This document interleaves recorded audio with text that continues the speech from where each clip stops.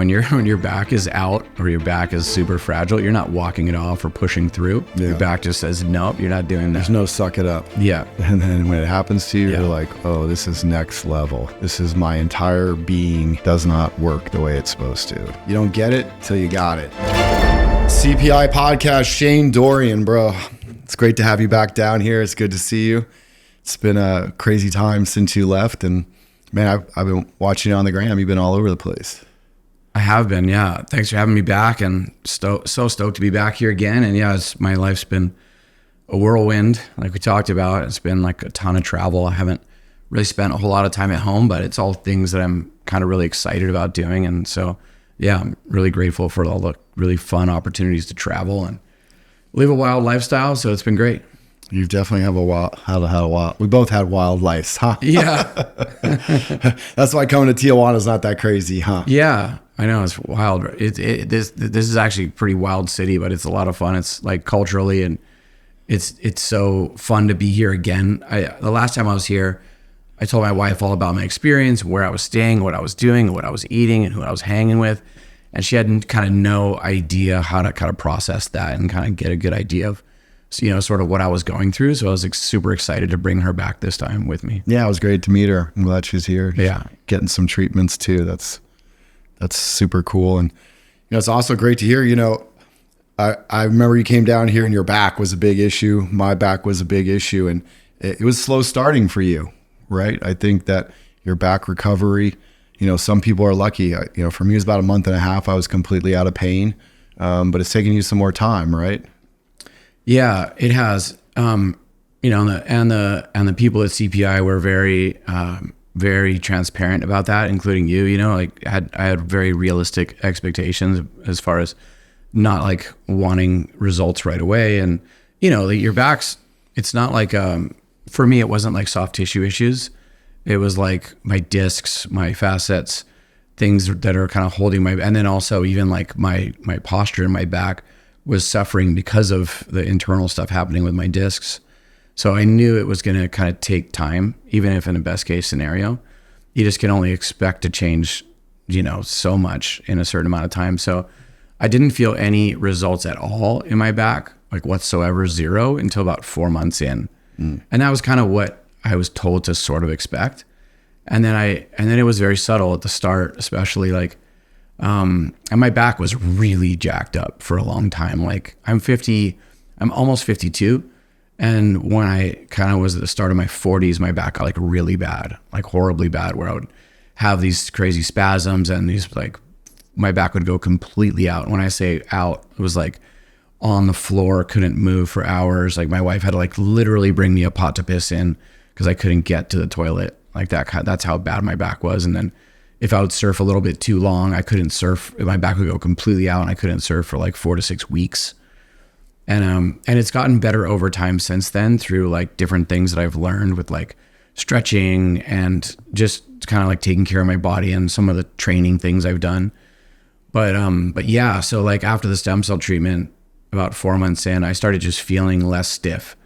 And the real thing was like every single morning I would wake up and basically my lower back was just really, really stiff is the best way to put it, which I'm sure a lot of listeners can relate to. I would have to literally sit on the bed and put my shorts on 1 foot at a time because it was too painful to like stand and do it. And that was every day, even on the best days. And then sometimes it was a lot worse than that. But after about 4 or 5 months in, I started like being able to like stand up, grab my shorts and just put my shorts on, like no worries, like standing up. And I started thinking that was just like a random day of like, oh, I had a good day today where my back was not stiff. And then now every day my back's not stiff, which is strange. The only time my back's stiff now when I wake up is when I surfed too much the day before. So it's not like my back is not like fixed, a miraculous transformation in my back. It doesn't feel like I took my back and grabbed a new back and put it in there. Yeah. But it's significant. It seems subtle at the start, but when I start thinking about it, when I start thinking about the daily changes of how I feel, I haven't had a single episode where my back like flipped out since the stem cell injections at all. And then I basically wake up every single morning with pretty much zero stiffness in my back. I'm basically like warmed up straight out of bed, which is cool. That's good. We'll take it. I still think you got a good ways to go. And we were talking at dinner the other night.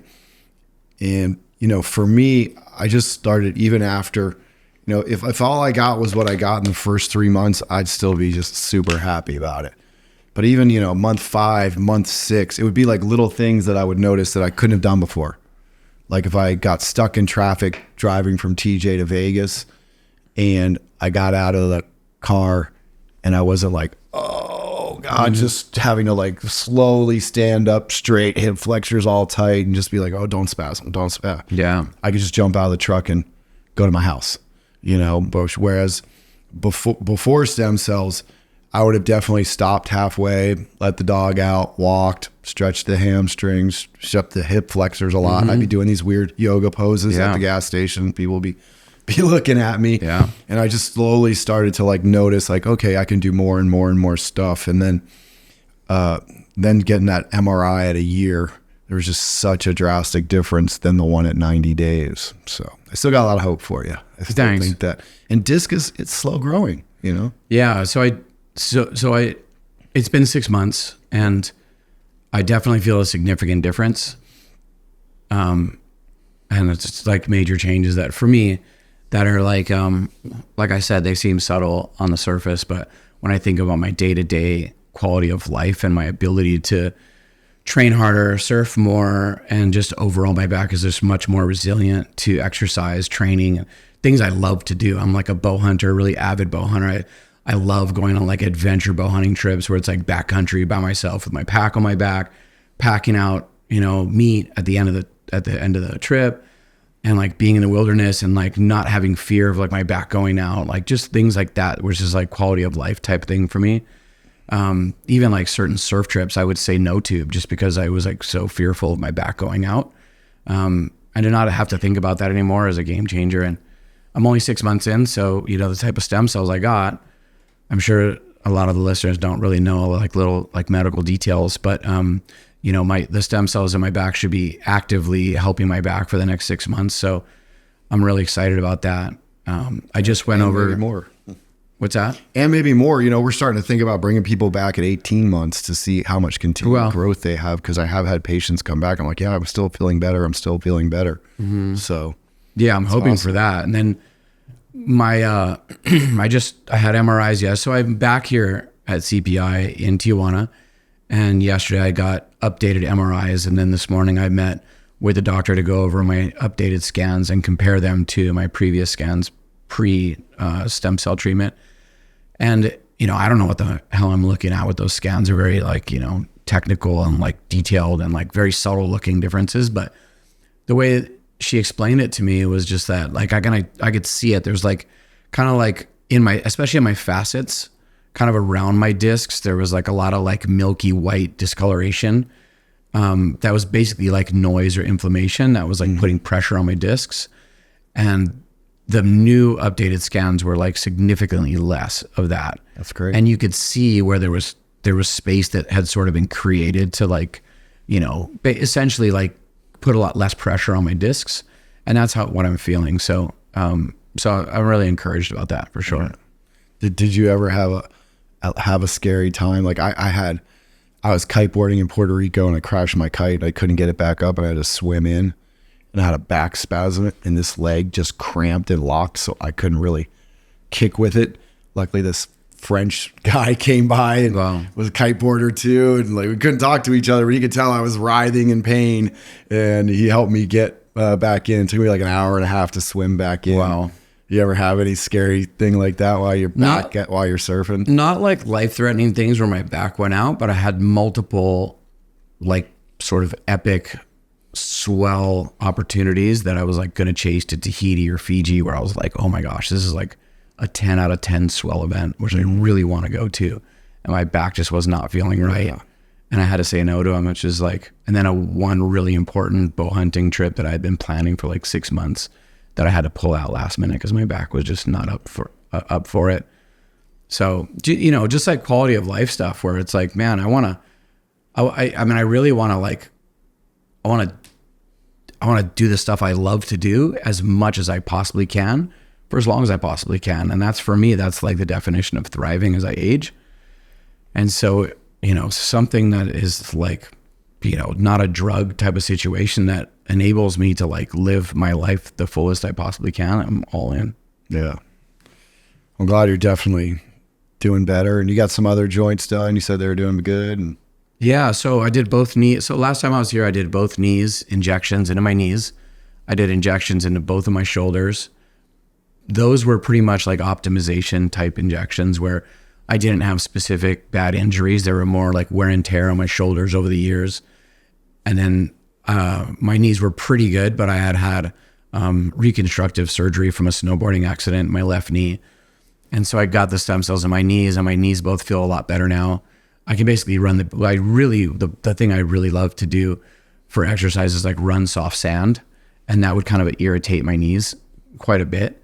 And now it doesn't really irritate my knees at all. I had no swelling or inflammation after running, which is a huge one. And then I love snowboarding as well. And then I also love bow hunting, like I said, and like the kind of bow hunting I'm doing is like kind of rough terrain, super steep backcountry stuff where you're like carrying a pretty heavy pack, and to not have to think about like my back and my knees when I'm carrying a heavy pack and rough terrain for days on end is amazing. It's really good. And even from a safety perspective, like to know that I can do trips like that and not have to worry so much about like shit, like what happens if I can't carry my stuff out? What happens if I get stuck back there? Like, what happens if I have to use my satellite phone to call a medevac to come get me? And that just doesn't seem like a possibility anymore. Yeah, that kills all the fun in it. Yeah. I've been there, with my back. There's times I lay on the floor in the airport and stuff just because just couldn't take it. And I think that, back pain is one of those things, and you don't get it till you got it. And then when it happens to you, you're like, oh, this is next level. Yeah, I'm sure a lot of people. A hurt knee, a hurt shoulder. Yeah. This is my entire being does not work the way it's supposed to. Yeah, your back, for anybody who's listening who has back issues, can definitely relate, man. Like when your back is out or your back is super fragile, you're not walking it off or pushing through. There's no such thing. Yeah. Your back just says, nope, you're not doing that. There's no suck it up. Yeah. Yeah. And it would put me in such a bad mood. I'd be angry all the time from it. It can be super depressing. One of the things that really pushed me over the edge to get stem cells in the first place was a mutual friend of ours named Mike Escamilla. Oh yeah, Rooftop Mike. When I was doing research and I was considering coming to CPI, I talked to Mike, and he's been a friend for a long time. Not close friends, but we kind of do similar things. He's in action sports, similar age, and he was always just like the happiest, like best. He has such a good attitude, just like psyched on life and like just really enthusiastic. And man, he had really horrible back issues for years. And when I talked to him after his first trip to CPI, he said, Shane, I was like really in a bad way. He had a crazy depression from how bad his back got, like to the point where it was like really, really, mentally unhealthy for him, and started affecting his life in all types of different ways, even with his family and everything, because he was so depressed. And when he came down to CPI and getting his treatment, the stem cell treatments in his back, it was so life-changing for him that now he lives virtually pain-free and can do all the cool things he wants to do, and like play with his kids and like just live like a super active lifestyle again for the first time in a long time. And he told me, he was like, dude, if you're considering it, you have to go. Like, it's like a life changer. And I really trust Mike. And so he was like one of the guys who really convinced me it was the right call. So I'm really grateful for that. Yeah. And I think Joe was the first one that hit me up about you coming down too. So yeah. And then I was on a podcast with Joe Rogan, and he told me the same thing. He's like, man, I sent my wife down there. I mean, not his wife, his mother, right? His mom came down and had insane results. And, and like, you guys have been friends with Joe for a super long time as well. And he's been, like a friend of CPI for a long time. And he said the same thing. I called him and said, because I love to do my own research and my own due diligence. So even after doing all the research and speaking with Mike and everything, I was like, I called Joe and said, hey, I'm considering CPI. What do you think? And he's like, all day long, you got to go. Yeah. So it was all green lights right away. Tell me your comment. I was like, bring him down. Let's go. Yeah. That's awesome, man. That's good, man. Well, I'm glad things are getting, back on track. And I think you'll get some more healing. We're getting you a little boost down here. Get your wife a little boost going too. And I think you just told me you're headed to Tahiti, right? I am, yeah. I was actually so I brought my wife this time. She was excited to check it out, and she's stoked that I'm feeling so much better. And so I brought her this time to check it out. She's curious about learning about stem cells. So she's doing the stem cell facial right now, and the stem cell IV, she just got it. And I was going to, in solidarity, do the stem cell facial with her, just out of curiosity. Yeah. But I'm going directly from here to Tahiti to coach Carissa Moore for like a world tour event in Tahiti. So I'll be in the sun a lot. So I wasn't able to do the facial thing, but yeah, no way. I don't know if you could tell my face. I just had it done 2 weeks ago. That's why I shaved my beard. Yeah. And it's still red. And like, even when I go out in the sun, I put sunblock on. Right. But I'm super white guy. And I could just feel the sun's like a little hotter on my skin than it normally would. So yeah, no way you're going to go surf or go out and Tahiti your is like, face will burn. You're going to the nucleus of the solar system. Yeah. It's like the sun is angry there. You don't want to. Been there. I'd love to go down. Yeah, there. it's beautiful. Surf's crazy. I absolutely love Tahiti so much. I'm really excited about this trip, and my back's feeling really good. So I'm excited to surf from like a personal performance goal standpoint, to be able to surf longer, surf better. Like I said, I'm almost 52. So like being able to surf like really heavy waves and have good timing and surf with speed and agility. And I've got my fitness back now. I've been training a lot. So it's exciting, man, going on a surf trip where you're really excited about like pushing your boundaries again for the first time in a while. Oh, curious. Have you noticed you can hold your breath longer at all? That I have not. No, I haven't really tried to hold my breath longer. I've always had a pretty long breath hold. Have you? Yeah. I just hear from so many like the fighter guys, the jiu-jitsu guys, even some of the even baseball guys. They got a sprint, and I've just heard so many guys like, my cardio is so much better. My cardio is so much better. Interesting. So curious. I haven't noticed that, but experienced.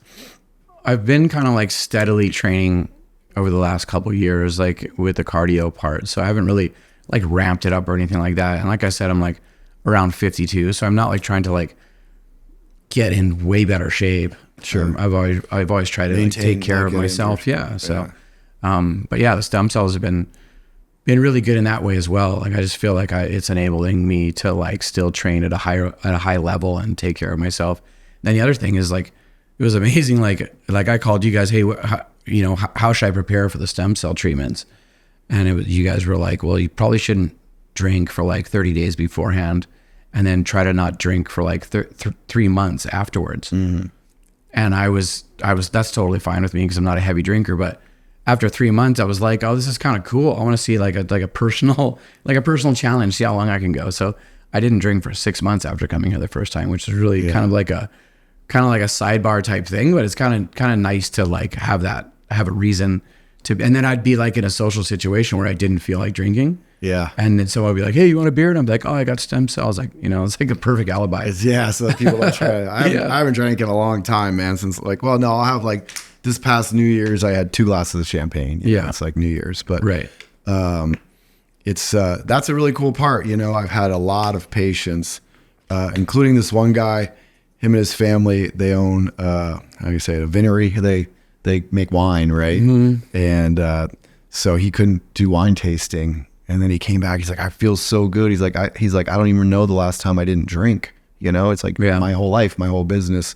He's like, I kind of don't want to start again. Can you just tell me I shouldn't drink again for another 6 months or whatever it is? I'm like, oh, I'm not your dad, but maybe you shouldn't. But a lot of patients, kind of like you said, like they're like, I got this clarity now, and I'm feeling a lot better from not drinking. And I think some of them just choose to either cut way back or even stop altogether. Well, I feel like it's like a catalyst, right? It was like everybody's doing the best they can in their lives, especially that they think they can.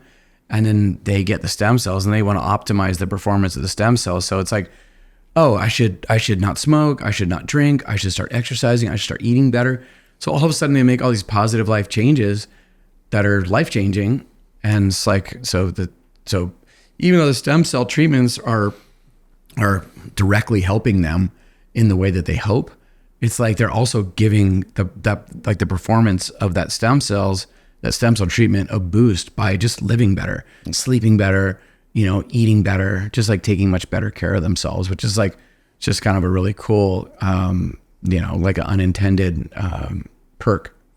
Yeah, we get all kinds of unintended positive side effects down here. That's a good thing. But it's interesting, it's like, it took you like making a significant, it's not cheap to get stem cells, investment in yourself for you to do all these little things you could have done before, right? You could have taken your vitamins, you could have eaten better, you could have stopped drinking, drink less, whatever it was, stop smoking, all of these things before.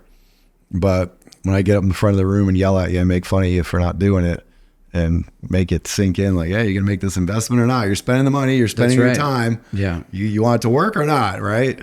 And but it is cool. It's great that people, flip that switch, make that decision. Sometimes it takes, they want to get better. Sometimes it takes that, sometimes it takes the fear of wasting their investment into stem cells to really, get their shit straight. Yeah. As far as like sleeping better and taking better care of themselves and like doing all the things they're supposed to do to optimize their stem cell treatment. So I think that's like a really great thing. I was also like really, like everybody else that is considering coming down to Tijuana, you have those like assumptions of what Tijuana's like. Yeah. You know what I mean? Like you hear the stories, you watch the news and all these different things. And I'd been coming to Mexico. I love Mexico and I've been coming to Mexico for 30 years now, but like the Tijuana area was always like, you just drive by only in the day and you'd go surfing and then you drive back or like stay at a really safe hotel and surf. And of course you got to take necessary precautions, but I didn't know what to expect the first time coming to CPI for treatment. And I mean, I was really just pleasantly surprised, long story short, like in a really killer, I'm at the Hyatt Place right in the center of town. There's like 5 really incredible restaurants that you've taken me to, and like blown away by how good the cuisine is here and like the culture and the people. Like everybody's super chill. There's like, I don't know, I don't feel like it's unsafe here at all. Like I feel like the overall experience of being in Tijuana is super positive one, and I didn't hesitate at all to bring my wife back this time. Like it's not a good non-issue for me. Yeah, the media blows it up. We got those guys that lost their lives. I don't know, it was like an hour and a half, 2 hours down the beach. Yeah, which is here, terrible. It is. It's terrible. It's awful. Yeah. But if you go looking for problems, you're gonna have one. I kind of looked into like what the media was talking about with what was here. It was like, oh, you broke into private property. It was by a private airstrip. Truckload of guys came to rob you, and you fought them. You could be in the wrong part of LA. You could definitely be on the wrong side of the North Shore and 5 guys approach you on private property and you try to fight them and you might, I'm not saying you end up dead, but you definitely get your ass kicked. Yeah. Well, I mean, the bottom line is there's danger anywhere. Yeah. And if you don't take necessary precautions, then, you put yourself in harm's way a lot of times. And even if you do take precautions, a lot of times, you just get unlucky, and that's how life is. But it's not going to stop me from coming back to Mexico. I love Mexico. Oh, it's a great place. I come to Mexico multiple times. 99.9999%, great. I honestly tell people this all the time. Like, I feel it's way shadier in LA right now. When I go up there to see my brother, Ed and I went up there to meet with the Red Bull guys. We went out on Hollywood. We stayed at the Roosevelt, went walking on Hollywood Boulevard like 11 o'clock to get pizza. Dude, it was Night of the Living Baseheads. Like, it was crazy. I'm like, this is Hollywood now? Like, I was shocked, I took my watch off. I put my phone in my front pocket, my wallet in my front pocket. And, we're both black belts, like I'm not, kind of feel like I could protect myself, more than the average person, but I never felt the least bit nervous about anything. Yeah. Especially cautious. Back and forth from the clinic, you're like, oh, you're right by the beach. Yeah. You're in the Sprinter van. You're at the hotel in the nicest area of TJ. I'm sure if you're out and about late at night doing something dumb, you might get robbed. Yeah. It's good to be cautious no matter where you go. That could happen anywhere. Yeah. But I don't feel that here at all. And the whole operation, as far as like oh, just be downstairs in the lobby at 8:00. We're picking you up. Sprinter van pulls up. You go to your appointments, go to get your MRIs, meet your doctors, get your scans, do the medical review, do your updates, do your IVs, and all. It's like a seamless experience. It's killer. I'm stoked on it. We got it all down. Yeah. 9 years we've been doing it. So, figured out a couple things in that. Yeah. I'm sure there's a lot to work out along the way, but I'm really there has impressed. been for sure. Yeah. But it's pretty simple, straightforward, just, we got it down. We got to organize. Like you said, staying at the Hyatt, like it's the perfect spot. Yeah. Just walk across the street. You got everything you need. Yeah. You might put some weight on the week you're down here though. I know. Because the food I've been is trying to eat, because I eat a lot. So I'm trying to eat clean. I'm on the struggle bus down here, man. Yeah. I really am. Like, it is the a food struggle. is so good. There's so much of it. It's I have to really pay attention to how much I eat, Yeah. I don't know if you noticed at dinner, I'm like, all right, one taco tonight. You gotta know when to shut it off. 2 bites of that homemade chocolate cake, Yeah. That's it. And then I got to shut it off because I could eat the whole damn cake. Oh yeah. Because it's so good, man. So, well, you also shared with me that you're doing some stuff with the Olympics, man. That was super cool. Yeah. Thanks. That's something different for me. The last few years, I've been sort of easing my way into like surf coaching, which was never like a pursuit. I was never like pursuing that.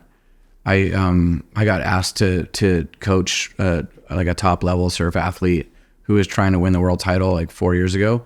And I never really formally coached anybody, and I coached him, and it was a really great experience. He ended up winning the world title that year. That's awesome. And that was amazing. I felt like I really added a lot of value to his kind of pursuit of that goal, and to see him win like his childhood dream was like incredible. And so that was exciting. And then it's kind of like snowballed into some other stuff. And now I got asked to be the head coach for Team USA for the Olympics. So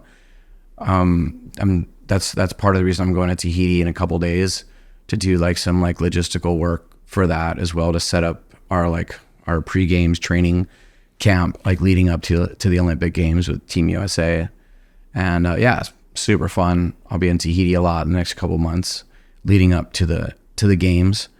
And just as somebody like all of us, like growing up watching the Olympic Games, it's going to be fun to be a part of it and kind of just see that, like feel that energy and be there for those athletes. Top of the top. Yeah. Yeah. Right. And what's training like for like a high level surfer like that? Is it a lot of strength and conditioning, or is it just surf? Or?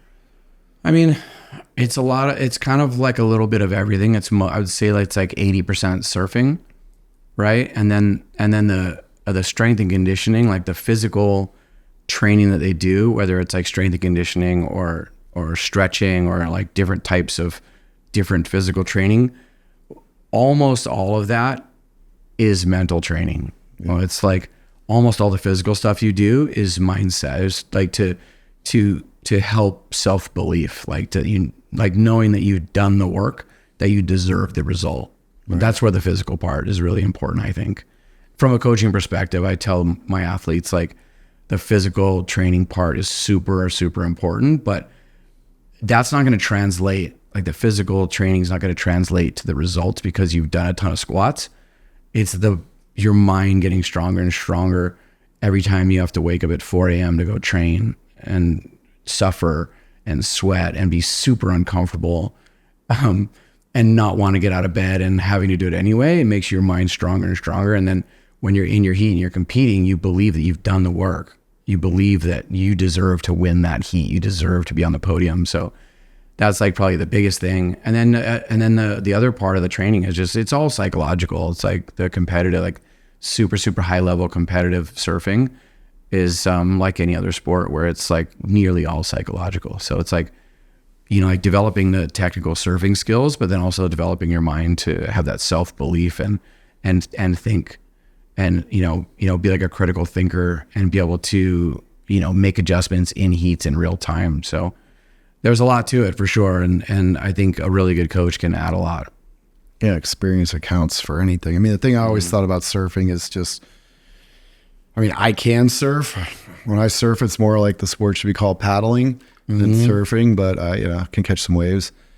Some of it's just timing and stuff and being able to pick that right wave. And it seems like in a surf contest, unless you're someplace, I don't know, when I was in El Salvador, it seemed like every wave looked there's like a wave machine of perfect waves coming down. But, that skill and being in the right place, catching the right wave. And I guess some of it probably even is luck, which part of the swell comes through. For sure. When to get on it. Yeah, it is. And then, at that high level, it's being able to like, make something out of nothing a lot of times and manufacture a win, like when things kind of like a football team, like a lot of times things just aren't going your way and then you just grind your way down the field, even if like calls are going not your way or things are just like, just for whatever reason, it's just really hard to get that yardage. And then you just find yourself in range. And then next thing you know, you just make it happen, just grind your way to the win. And that's like, that's like the championship surfers. They just do not take no for an answer. They just never give up. Even when Mother Nature's not on their side, even when they're like scores aren't coming their way very, very easily, they just do not give up. They just grind their way to the win. And that's kind of what it's all about. That's how you win. That makes sense. But, the football field's always 100 yards and the glass is always pretty flat. It's probably similar though to like MMA. Yeah. To like when I watch UFC, it's like sometimes fights aren't going people's way and they just do not give up. Like the real champions, especially on their night when they're like in the zone, they just do not give up. It's so cool to see someone who's getting kind of pulverized or like just, pieced up in the first couple rounds. And they just don't. They just set so much resilience and heart that they're just like, no, I fucking worked way too hard for this. And they just come back and win. It's like the best thing ever. Yeah, that's the mental game is every championship of any high level, even if it's ping pong, right? Yeah. It's definitely there. I could see that. With surfing, to me, it was always kind of like, just seemed like you just really had to be in the vibe with Mother Nature and like really be able to most definitely to feel it to get that. Whereas, the octagon is the same size, the jiu-jitsu mats are the same, it's just a little different in that way. There's very few sports that are like surfing where you're dealing with Mother Nature and just like there is a lot of luck involved. I mean, you just can't control the biggest element of the But I hear what you're saying. Hey, this isn't the greatest wave, but I'm going to make it the greatest run on that wave. That's that champion mindset. Yeah, that's right. For sure. Yeah. Yeah, I really admire, man. I've seen some of your videos and stuff like that. Like it's not for me, man. I got crushed at Pipeline before. I had no business being out there.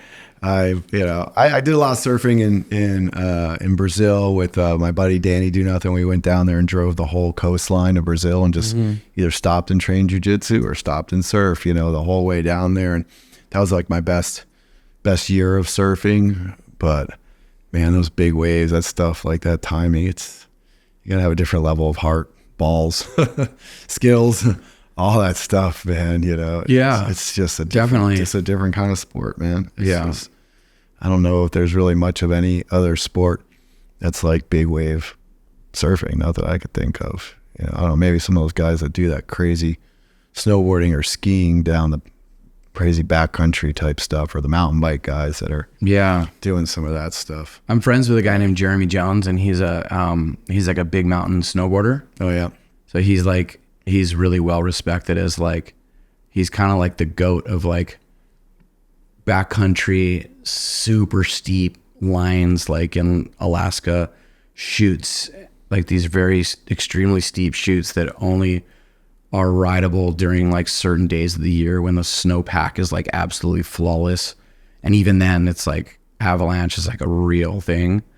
And he's been buried like a few different times by really gnarly avalanches and like nearly died. And we're about the same age. And like that, when I talk to him about what he does and when I watch him and like listen to interviews of what he does, it's like a ton of similarities between like really, really big wave pursuit surfing and what he does. And like not too many other things there's some things that have similarities, but those two, really big wave surfing and then like backcountry, ultra steep snowboarding on like chutes and like crazy stuff where you have to boot pack up to these spines or you get dropped off in a heli up there and really like have to like deal with the elements and make sure the snow is absolutely perfect, or else those lines you just die for sure. Right.